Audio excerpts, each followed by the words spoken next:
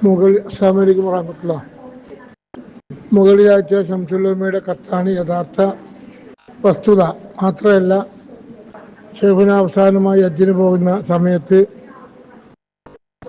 പട്ടിക്കാട് ജാമിഅ നൂരിയ അറബി കോളേജിൻ്റെ മുദരിസായി വീണ്ടും ചാർജ് എടുക്കണമെന്നാവശ്യപ്പെട്ടുകൊണ്ട് അന്നത്തെ പ്രസിഡൻ്റായിരുന്ന പാണക്കാട് സയ്യിദ് മുഹമ്മദ് അലി ശിഹാബ് തങ്ങൾ പല പ്രാവശ്യം ഷെയ്ഖുന നേരിട്ട് കണ്ട് പറയുകയും ആലോചിക്കട്ടെ എന്ന് മറുപടി കൊടുക്കുകയും ചെയ്തു.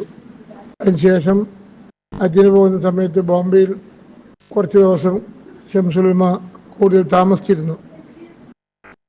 ആ വിമാനത്തിൻ്റെ ഒരു കൺഫേം ആവാത്തതുകൊണ്ട് ആ സമയത്ത് അന്നത്തെ കോളേജിൻ്റെ ജാമിഅ നൂരിയ കോളേജിൻ്റെ പ്രധാന ഭാരവാഹിയായിരുന്ന ജനറൽ സെക്രട്ടറി ആണെന്നാണ് എൻ്റെ ഓർമ്മ. ബഹുമാനപ്പെട്ട മുസ്തഫ പൂക്കോയ തങ്ങൾ ശംസുലുലമയെ കാണാൻ വേണ്ടി ബോംബെയിൽ വരികയും ബോംബെയിൽ വന്ന് ശംസുലുലമയെ ദീർഘനേരം സംസാരിക്കുകയും ജാമിഅ നൂരിയയുടെ പ്രിൻസിപ്പാൾ സ്ഥാനം ഏറ്റെടുക്കണമെന്ന് വളരെ വിനീതമായി അദ്ദേഹം ആവശ്യപ്പെടുകയും ചെയ്തു. മുസ്തഫ പൂക്കോയ തങ്ങളുമായി വ്യക്തിപരമായിട്ട് ശംസുലുലമ നല്ല ബന്ധത്തിലായിരുന്നു. ആ ബന്ധവും കൂടി ഉപയോഗപ്പെടുത്തിയിട്ടാണ് അദ്ദേഹത്തിനെ പറഞ്ഞയച്ചത്. ആ സമയത്തും ഷെയ്ഖുന മറുപടി കൊടുത്തത് ആലോചിക്കട്ടെ എന്നാണ്. അദ്ദേഹം പോയതിന് ശേഷം എന്നോട് പറഞ്ഞു, ഇതിപ്പം രണ്ടാമത് വീണ്ടും എന്നെ അവർ അങ്ങോട്ട് ആവശ്യപ്പെട്ടിട്ടുണ്ട്. എന്നോട് പറഞ്ഞത് ആഴ്ചക്ക് ഒരു ദിവസമോ 2 ദിവസമോ വന്നാൽ മതി എന്നാണ് പറഞ്ഞത്. ആഴ്ചക്ക് 2 ദിവസം വേണ്ടി ക്ലാസ് എടുത്താൽ മതി, അതിൻ്റെ സ്ഥാനങ്ങളൊന്ന് ഏറ്റെടുക്കണം എന്നാണ് എന്നോട് പറഞ്ഞത്. ഞാൻ അങ്ങനെ ഏറ്റെടുത്ത് കഴിഞ്ഞിട്ട് കുറച്ച് കഴിഞ്ഞാൽ അവരൊരു മീറ്റിംഗ് കൂടും. ആ മീറ്റിംഗ് കൂടിയിട്ട് ചോദിക്കും, മൂപ്പർ എത്ര ദിവസം ഇവിടെ വരുന്നു എന്ന് ചോദിക്കും. അപ്പം 2 ദിവസം. മൂപ്പർക്ക് എത്ര ശമ്പളം കൊടുക്കുന്നതെന്ന് ചോദിക്കും. അപ്പം ഒരു 25,000 അല്ലെങ്കിൽ 30,000 വരും. ഇത്രയും പൈസ കൊടുത്തിട്ട് 30 ദിവസം വന്നാൽ നമുക്ക് മുതലാവുമോ എന്ന് ചോദിക്കും.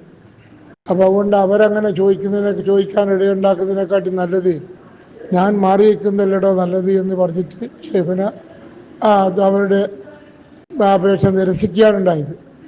അപ്പോൾ ഇപ്പം ബടായി വരുന്നുണ്ടല്ലോ, ഒരുത്തം വന്നിട്ട് ശംസുലുലമയെ പുറത്താക്കിയതാണ്. ചരിത്രം അറിയില്ലെങ്കിൽ ചരിത്രം പഠിക്കാൻ വേണ്ടി പറയണം അയാളോട്.